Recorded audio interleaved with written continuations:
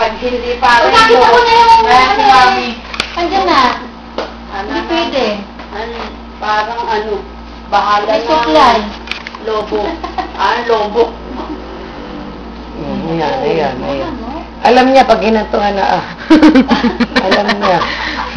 Ako talaga. Matalino pag sa pagkain. Kahit kalat Sumasapak eh. Pag mauubos na. Tulog pa. Ayun ay ginaganyan pa tayo kamay O, tignan mo ang kanyang pajama bitin. Nakita ba niyo? Obvious na nga eh. Pagka siya ginadaya din ang kamay, ginagano na. birthday din eh. Marunong na nga eh. Ginagano na. Tsaka pag inilagay ko to, alam nakagaro. At saka ang kamay, Eh, bakit pagkain? Marunong na. Matalino kami nyo. Matalino. Sige. Puro ano nga ininom niya eh. Sa bata. Tignan mo ang kanyang pajama, hindi man lang sumayad sa paa. Mami kasi, ano ba yan? Dami mo yan. Ano kaya wala problema, bakit po yung wala? Kasi kailangan talaga naka, siya. Komportante sa maluha.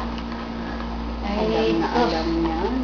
hindi mo na pwedeng ibili ito ng large lang, ha? XL. Para dito itong, isang taon.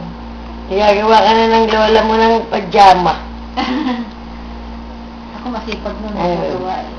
Nahilig na nahilig. Kaya sabi ko, gagawa ng pajama. Pag nasa kain tayo, gagawa nito ng pajama. Tignan mo ang kanya, Taga-subo. Ganon yan. Nagkakapipipi ang tsupon. Ate pag-ut-ut. Sige. Ang talaga tumutunog. Kapal ng kapal ng buhok.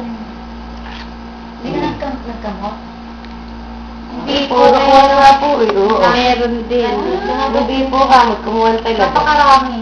Kasi sobrang bangat ng tiyan ko. Hindi daw kamot yun. Hindi. Lahat. Lahat siya eh. Ang Lahat. dami po. Saan kayo nagaling yun?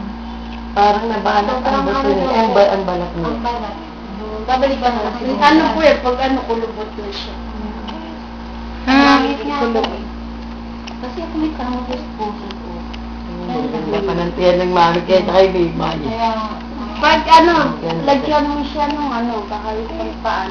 stretch mo doon. Ngayon mo siya punasan. Tumutunog. Nung ka pa? Oo nga.